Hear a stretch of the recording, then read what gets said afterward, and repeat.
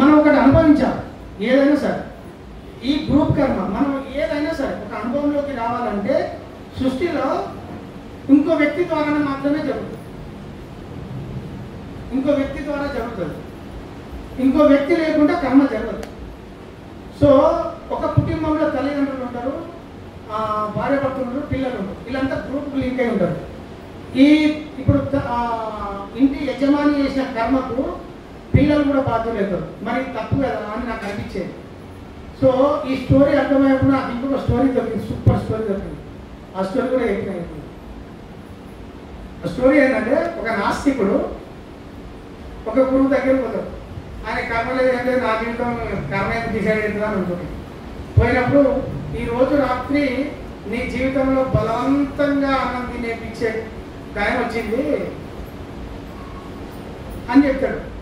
ఈయన గట్టి కొడిపడేసి తినేదేమో అని చెప్పి ఇంటికి వస్తాడు. ఇంటికి వచ్చేసరికి ఆయనకి ఇంటికి వాళ్ళ మీ భార్య మొత్తం ఆహార పదార్థాలు వండి పెడుతుంది. వండి పెట్టడానికి ఇదేదో ఆ గురువు చెప్పింది ఆదుకొస్తుంది. ఇదేదో ఉన్నది నేను తినకపోతే నాకు బలవంతంగా తినిపిస్తాను ఇక్కడ అని చెప్పి బుద్ధి పుడుతుంది. బుద్ధి పుట్టి ఊరవతలకి వెళ్ళిపోతాడు. ఊరవతలకి వెళ్ళిపోతే జనాలు కనబడతారు. ఎవరు కనబడతారని చెట్టు ఎక్కి కూర్చుంటారు. చెట్టు ఎక్కి కూర్చున్నాక ఏమైతే అంటే ఆ పక్క గ్రామంలో దొంగతనం చేసుకునే గ్రూప్ ఉంటుంది. దొంగలు ఉంటుంది. వాళ్ళు నగలు దొంగతనం చేసుకొని ఆ చెట్టు కిందకే అవుతారు. ఆ వచ్చే సమయంలో అక్కడ పని చేసుకునే ఇద్దరు వ్యక్తులు భోజనం చేద్దామని అక్కడ చెట్టు కిందకి వచ్చి భోజనం ఏర్పాటు చేసుకుంటారు.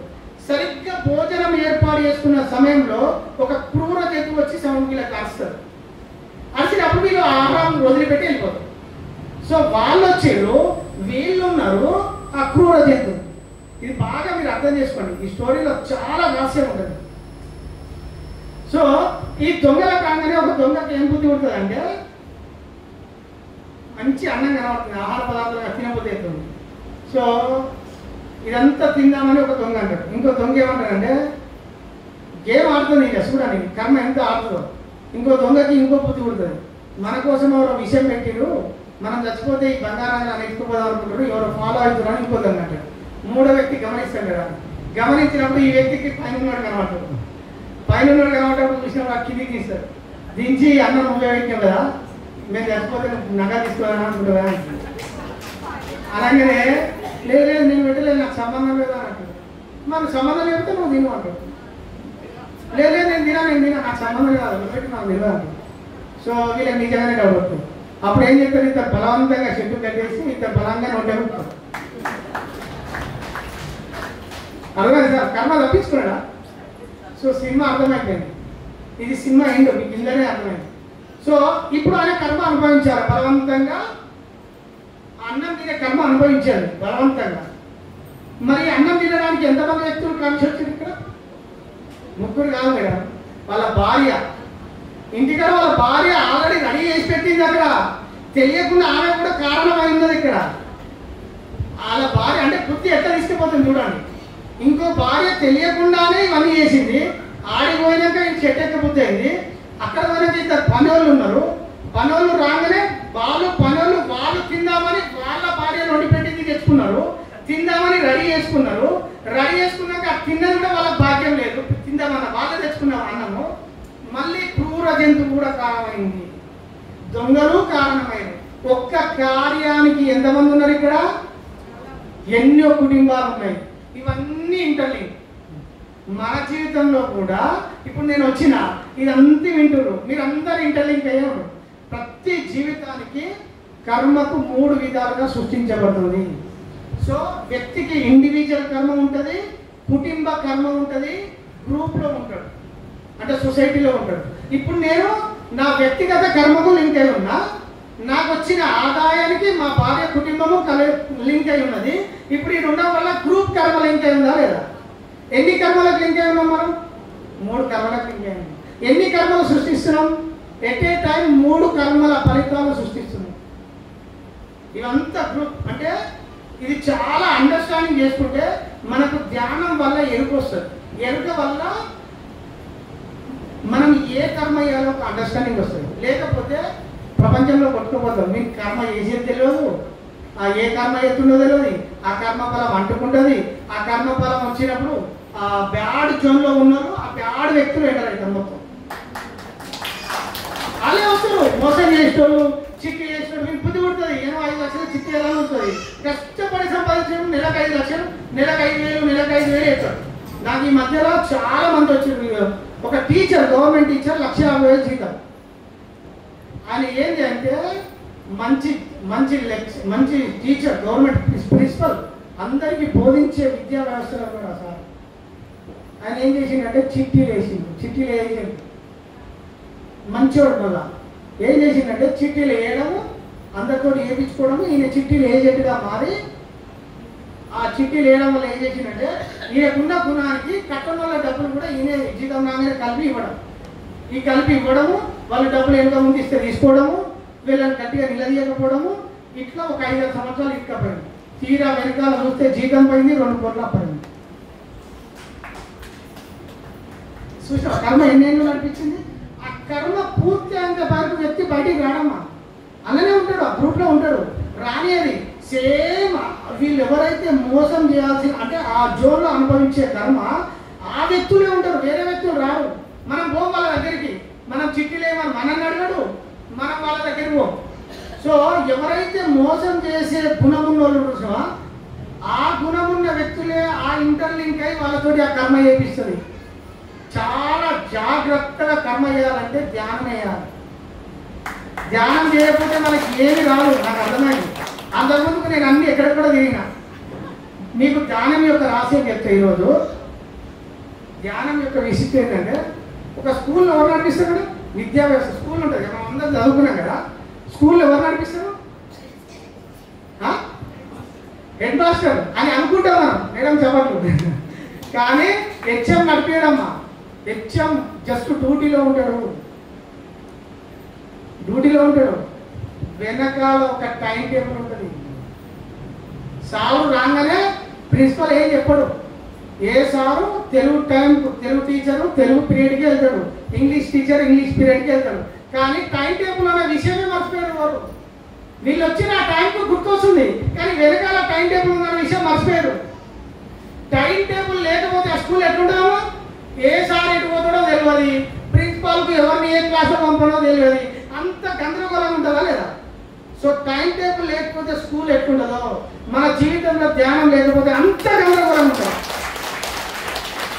ఇది నా అనుభవపూర్వకంగా తెలుసుకున్న సత్యం. సో నాకు ఆ టైం టేబుల్ అనేది ఓ స్కూల్కి వెళ్ళి చెప్పడం వల్ల నా కన్ను ఆన్మీనే పడుతున్నారా. నేను స్కూల్లో చెప్పినప్పుడు నా దృష్టి ధ్యానం చెప్పడానికి పోయినా, కానీ నాకు టైం టేబుల్ కనబడుతుంది. ఎందుకు కనబడుతుంది అని చెప్పి, మీ టైం టేబుల్ పోతే మీ జీవితం ఎట్లుంటుంది అని అంటున్నా, గందరగోళం ఉంటుంది సార్ నాకు అక్కడ దొరికి పాయింట్. సో సూక్ష్మంగా మనకు నేచర్ అట్లా మాట్లాడిస్తుంది, అవకాశం ఇస్తుంది. నాకు ఆ రహస్యం అక్కడ దొరికింది. తెలిసిన తర్వాత ఓకే వెనకాల ఇంత సిస్టమ్ ఉంటుందా అనిపించింది. చాలా సూక్ష్మంగా మనకు తెలియకుండానే మనకు వెనకాల పెద్ద డైనమిక్ ఉంటుంది. ఆ సత్యం అర్థమైపోయాక ఇంకా నేను మరింత ప్రాక్టీస్ చేయడం మొదలుపెట్టాను. ధ్యానం ఎట్లా ప్రాక్టీస్ చేసే ఎక్కండి. గమనించడం అనేది మెడిటేషన్ చేసిన తర్వాత నేను 2 సంవత్సరాలు ఏం చేసిన అంటే, ఈ మెడిటేషన్ చేసిన తర్వాత నేను ఫస్ట్ డ్యూటీలో కూడా సార్ ఏం చెప్పిండు, ఓన్లీ శ్వాసను గమనించు అన్నాను కదా. నేను శ్వాసను బస్సులో నిలబడి ఇట్లా ఖాళీ టికెట్ ఇచ్చేటప్పుడు స్టార్టింగ్ ఏం చేశానంటే, బస్సులో కండక్టర్ నేను ఉద్యోగం చేస్తున్నాను. ఆ ఉద్యోగం చేసినప్పుడు ఇట్లా ఖాళీ సమయంలో నిలబడుతూ సీట్లు ఉంటే కూర్చొని నా కాన్సన్ట్రేషన్ మొత్తం శ్వాస మీదే పెడతాడు. నిలబడ్డప్పుడు శ్వాస మీదే పెడతాడు. ఇట్లా పెంచి ఒక సంవత్సరం చేసిన తర్వాత నాకు తెలియకుండానే ధ్యాన స్థితం నాకు తెలియకుండా నాకు ఆ ప్రాక్టీస్ నేను మెట్లు ఎక్కేటప్పుడు, దిగేటప్పుడు, వచ్చేటప్పుడు, బండి నడిపేటప్పుడు 24 గంటలు నా మైండ్ను గమనించడం కానీ పెట్టినాయి. ఆ పెట్టడం వల్ల నాకు ఇంకా సత్యం అర్థమైందంటే, 2 నేనులు ఉంటాయి ఇక్కడ. అర్థమైందమ్మా? 2 నేనులు ఉంటాయి. 2 నేనులు మేడం, ఒక పెద్ద నేను, ఒక చిన్న నేను. చిన్న నేను మనం అనుకుంటున్నాం, కానీ పెద్ద నేను లోపల ఉండడం పడుతున్నాను. అంతే కదా మేడం? ఈ చిన్న నేను ఎవరు? శరీరం కాదు. ఎవరు సార్ చిన్న నేను? మనం శరీరం అని అనుకుంటున్నాం. ఎగ్జాక్ట్లీ మేడం, చప్పట్లు కొడుతున్నారు. మనసు ఎట్లంటే లైన్ చెప్పండి. మనసు అంటే ఏంది? ఎట్లా స్టార్ట్ అయినాయి అవన్నీ? మీరు కట్టి ఏమన్నా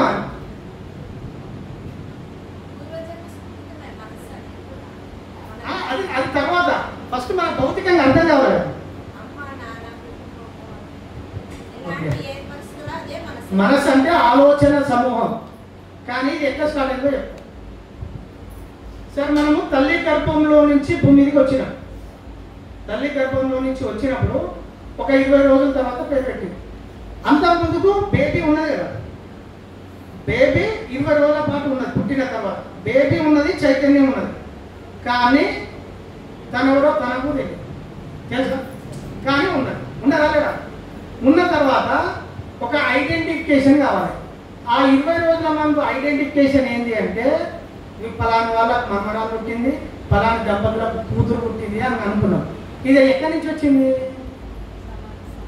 సమాజం నుంచి వచ్చింది. కానీ తను ఉన్నది. కానీ సమాజం అంటిందా? మేడం అంటలే. సమాజమే చేరింది, సమాజమే ఏర్పరచుకున్నది, కానీ తనకు అంటలేదు, కానీ ఉన్నది.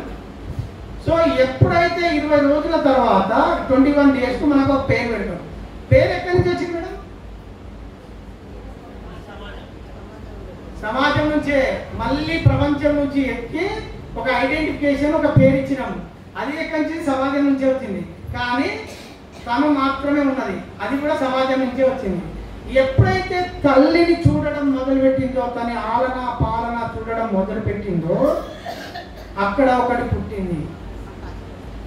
ఏం పుట్టింది మేడం? రైట్, నేను పుట్టింది. నేను లేకపోతే మదర్ లేదు, తండ్రి లేడు, ఇవ్వలేదు సార్. కానీ పుట్టింది ఎప్పుడు పుట్టింది? తల్లి కనపడడం వల్ల నేను పుట్టింది. అంటే ప్రపంచం ఇన్ఫ్లుయెన్స్ స్టార్ట్ అయింది. అదే మనసు. ఆ నేను చిన్న నేను, ఆ నేనే ఈ ప్రపంచం, అదే మాయ. కానీ అంతకుముందు ఉందా లేదా? అంతే, జీవితం అంతే. ఈ మనసే మాయ, ఆ మాయనే ఈ ప్రపంచం. అర్థమైంది? సింపుల్ అర్థం చేసుకుంటే చాలా లోతుల్లోకి వెళ్ళండి. కానీ ఉన్నది బేబీ, అప్పటికే ఉన్నది, ఇప్పుడు ఉన్నది. ఈ ప్రపంచం ఎట్లా స్టార్ట్ అయిందంటే తల్లిదండ్రులు కనబడ్డప్పుడు స్టార్ట్ అయ్యి స్కూల్ కాడికి పోయినప్పుడు విద్య నేర్చుకున్నది, అది ప్రపంచం నుంచి వచ్చింది. ఫ్రెండ్స్ ప్రపంచం నుంచి వచ్చింది, రిలేషన్షిప్ ప్రపంచం నుంచి వచ్చింది, తర్వాత ఉద్యోగము ప్రపంచం నుంచి వచ్చింది. అన్ని ప్రపంచం నుంచి. మనసులో మోసిన బరువులే. మనసును పక్కన పెడితే దైవత్వమే, వేరే ఏం లేదు. ఈ అండర్స్టాండింగ్ అన్నిటి మీద నాకు క్లారిటీ వచ్చింది. సో ఇక్కడ ఏం నడిపిస్తుంది మీకు అర్థం కావాలి.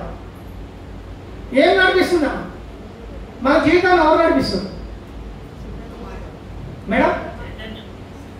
చైతన్యం కాదు, ఎగ్జాక్ట్లీ నేచర్ కాదు మేడం, మనసే. ఇప్పుడు మనకు చెప్పినట్టే మనం వింటున్నాం.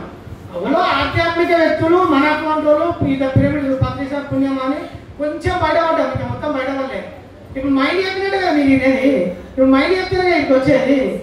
సో మీకు ఇష్టం వచ్చిన భక్తులేదా?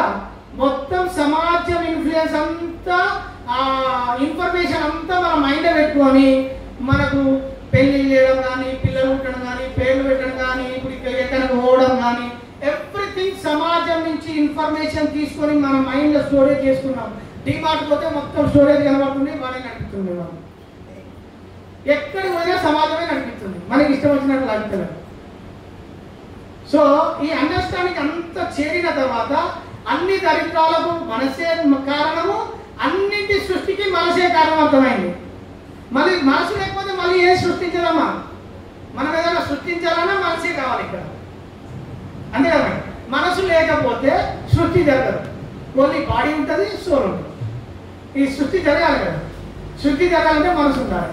కానీ మనసును వాడుకోవడం అనే పద్ధతి మనకు ప్రపంచంలో నేర్పలే, తల్లిదండ్రులు నేర్పలే, ఎవరు నేర్పలే.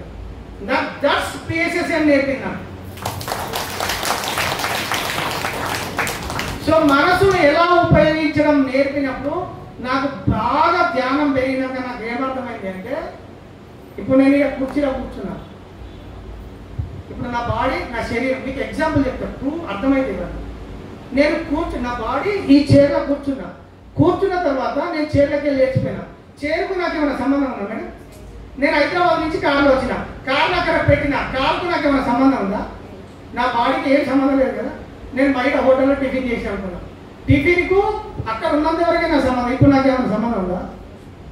సో నాకు ఎరుక పెరిగినాక నా మనసు దేనితో ఉన్నానో దానితోనే ఉంటుంది. అంతే. ఇప్పుడు లేచిపోయిన తర్వాత నాకు మనసు అది ఇక్కడ గుర్తుకు రాదు. ఇంకా మీకు లోతులోకి వెళ్ళిపోయి ఇంకా డీప్లోకి వెళ్ళిపోయి చెప్తా. ఇద్దరు భార్య భర్తలు కలయిక జరిగిన తర్వాత భార్యను పట్టుకొని తెల్లారి ఆఫీస్ పోతున్నాడు కదా, నా భార్యను గుంజుకొని పోతున్నాడు కదా. శరీరాలు ఎట్లా విడిపడిపోతున్నాయో మనసు దేనితో ఉన్నప్పుడు దానికే ఉపయోగించాలి. మనం సృష్టి చేస్తున్నాం, ఇక్కడ ఈ జగత్తును కొత్త నిర్మాణం చేస్తున్నాం, దానితోటే లింక్ అయి ఉండాలి. వేరేది దాన్ని తీసుకొచ్చి పెడితే అది సృష్టించబడుతుంది. సృష్టి కార్యంలో మనం బ్రహ్మస్థితికి చేరుకోవాలి. బ్రహ్మస్థితి అంటే సృష్టించే స్థితి. మనం ఆల్రెడీ సృష్టిస్తున్నాం. ఇక్కడ ధ్యాన జగత్తు, పిరమిడ్ జగత్తు, అహింస జగత్తు సృష్టిస్తున్నాం. ఇక్కడ పిరమిడ్ మాస్టర్ సృష్టి కట్టి సృష్టించాలంటే మనసును క్లారిటీగా ఉపయోగించడం రావాలి. క్లారిటీగా ఉపయోగించడం దేనివల్ల వస్తుందంటే మళ్ళీ మూలం ధ్యానమే ఉన్నదండి. అందుకే పత్రిసార్లు ధ్యానం సర్వరోగ నివారణ ఎందుకు అన్నాడో నాకు అర్థం కాక ఇవన్నీ అండర్స్టాండింగ్ వచ్చినాక ఇక 3-4 ఏళ్ళ సంవత్సరాల తర్వాత నాకు ప్రతి దాని పట్ల చాలా స్పష్టత వచ్చింది. అన్నిటి పట్ల స్పష్టత వచ్చినాక ఇప్పుడు నేను మైండ్ కట్టి ఉపయోగించడం స్టార్ట్ చేశాను. ఓకే మేడం, థ్యాంక్ యూ, చాలా చాలా థ్యాంక్ యూ. మనసు పక్కన పెడితే మీ చైతన్యమే సార్. బ్రహ్మస్థితిని చేరుకున్నప్పుడు బ్రహ్మస్థితి ఎవరు సృష్టిస్తున్నారు? ఇక్కడ మనసు పక్కన పెట్టినాం. మనసును కరెక్ట్ వాడుకోవడం. ఇప్పుడు మీరు గమనించడంలోకి వచ్చింది కదా, ఇప్పుడు నేనేమున్నా మనసును గమనించడంలోకి తీసుకొచ్చిన మనసు మీకు ఇంకా మనసు ఇక్కడ 3 స్టెప్స్ ఉంటాయి. మనసు హృదయంలో లయం అయిపోతుంది, హృదయం ఆత్మలో లయం అయిపోతుంది. ఫస్ట్ మనసు అనేది మెల్లగా ఎట్లా స్టార్ట్ అయితే చెప్తా సార్. మనసు ఇప్పుడు నేను డైలీ ప్రాక్టీస్ చేశాను. నేను పొద్దున నిద్ర లేచగానే ఒక జస్ట్ నా బాడీని గమనించి గమనించుకుంటూ లేస్తాను. లేచి వాష్రూమ్కి వెళ్ళేటప్పుడు కూడా ప్రతి అడుగును గమనించేటోని, ఆ బ్రష్ వేసుకునేటప్పుడు బ్రష్ ఎలా పట్టుకున్నా గమనించేటోని, బ్రష్ మీద పేస్ట్ ఎలా అప్లై చేస్తా గమనించేటోని, బ్రష్ చేసుకునేటప్పుడు బ్రష్ ఇటు తిరుగుతుందా ఇటు తిరుగుతుందా గమనించేటోని, ముఖం కట్టుకునేటప్పుడు గమనించేటోని, స్నానం చేసేటప్పుడు గమనించేటోని, బాడీ మీద నీళ్ళు ఎట్లా పడుతున్నాయి, సోపును ఎలా పట్టుకున్నా గమనించేటోని, సోపును బాడీ మీద ఎట్లా అప్లై చేస్తున్నా గమనించేటోని, బట్టలు ఎలా వేసుకుంటున్నా గమనించేటోని, నేను డ్యూటీకి వెళ్ళేటప్పుడు బండి ఎట్లా స్టార్ట్ చేసినా గమనించేటోని, బండి మీద ఎట్లా నడుపుతున్నా గమనించేటోని. ఇట్లా డే మొత్తం గమనించడంలో తీసుకొచ్చినప్పుడు ఇక్కడ మనసు ఎక్కడ ఉంది మేడం? అక్కడ ఇక్కడ తిరిగే మనసు ఇంతకుముందు యాంత్రికంగా మనసు ఎక్కడో ఉండేది. ఇప్పుడు నేను గమనించడంలో తీసుకొచ్చినాక మనస్సు లయమైపోతుంది హృదయంలో. మనసు ఎప్పుడైతే హృదయంలో లయమైపోతుందో అప్పుడు మీరు చైతన్యానికి కనెక్ట్ అవుతారు. ఆ చైతన్యమే మీరు కట్టి సృష్టించబడతారు.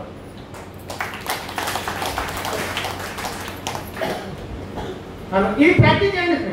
మెడిటేషన్తో పాటు మీకు ఎరుక రావాలంటే డే టు డే లైఫ్లో గమనించడం అనే కాన్సెప్ట్ చాలా ముఖ్యం. పత్రిసారి చెప్పినవన్నీ మేడం ధ్యానం వల్లనే జరుగుతుంది. అది అంటే ధ్యానం వల్ల సర్వరోగ నివారణ అని ఎందుకన్నాడని నేను ఇవన్నీ చేసుకున్నప్పుడు నా ప్రతి రియల్ లైఫ్లో అప్లై చేశాను. నేను ప్రతి ఒక్కటి అప్లై చేయడం వల్ల నాకు అన్నిటి మీద ఒక స్పష్టత వచ్చింది madam. Okay madam, thank you.